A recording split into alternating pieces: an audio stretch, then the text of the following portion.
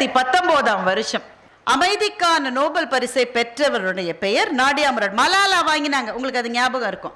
மலாலா வாங்கினதுக்கு அடுத்த வருஷம் இந்த பொண்ணு வாங்கிச்சு. யாருங்க நாடியா முராட்? கேள்விப்பட்டதே இல்லைங்க. அந்த பெண்ணனுடைய படத்தை நான் பார்த்தேன். 5 அடி தான் இருக்கும், அல்ல 5 அடிக்கு கொஞ்சம் கம்மியாக கூட இருக்கும். ரொம்ப மெலிந்த உருவம், ரொம்ப மெலிந்த உருவம். அப்புறம் அந்த நோபல் பரிசு வாங்கின உடனே யுனைடெட் நேஷன்ஸில் அந்த பொண்ணை பேச சொல்கிறாங்க. சின்ன பொண்ணு, ஒரு 22-23 வயசு தான் இருக்கும்.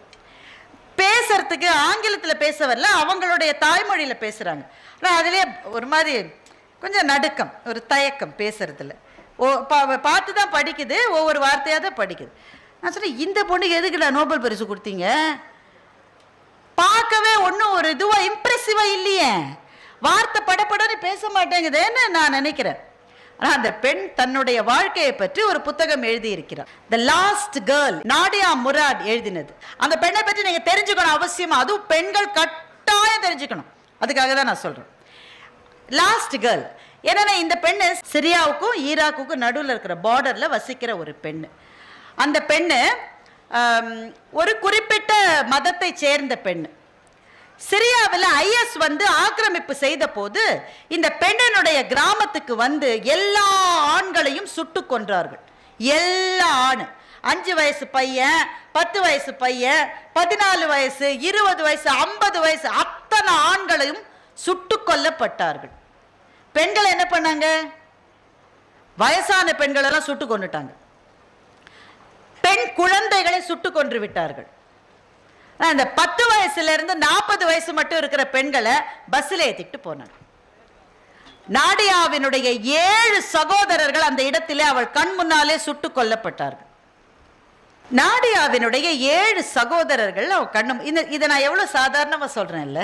கண் முன்னாடி குடும்பத்தை சார்ந்தவர்கள் கொல்லப்படுவதை பார்த்து கொண்டு ஒண்ணுமே செய்யாம இருக்கிறது எப்படிப்பட்ட நிலைனாது நமக்கு தெரியுமாங்க? நமக்கு தெரியுமா? கண்ணு முன்னாடி நாடியாவினுடைய 7 சகோதரர்கள் சுட்டு கொல்லப்பட்டார்கள். நாடியாவினுடைய அம்மாவையும் சுட்டு கொண்டுட்டாங்க. அந்த வீட்டில் இருந்த இளம் பெண் அவ ஒருத்தி தான், அவளை பஸ்ல ஏத்தினாங்க. இப்போ உங்களுக்கு எல்லாம் ஒரு கேள்வி, ஒரு ஆண்கள் எல்லாம் சுட்டு கொண்டுட்டாங்க, வயதான பெண்கள் எல்லாம் சுட்டு கொண்டுட்டாங்க, ஏன் 10ல இருந்து 40 வயசு மட்டும் இருக்கிற பொண்ணுங்களை மாத்திரம் எதுக்குங்க பஸ்ல ஏத்தி போனாங்க ISன்னு கேக்குறீங்களா? இந்த பதில் உங்களுக்கே தெரியாது.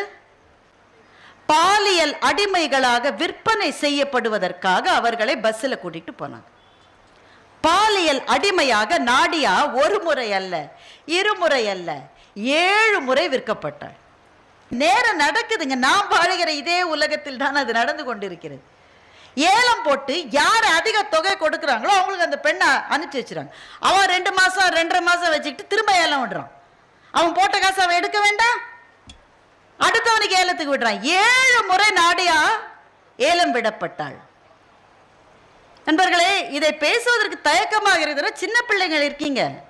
ஆனால் நாம் இதை பேசாமல் இருக்கக்கூடாது, நாம் இதை பேச வேண்டும். குறிப்பாக நம்முடைய குழந்தைகளிடம் நாம் இதை பேசியே ஆக வேண்டும். உங்கள் வீட்டில் பெண் பிள்ளைகள் இருந்தால் பேச வேண்டும்.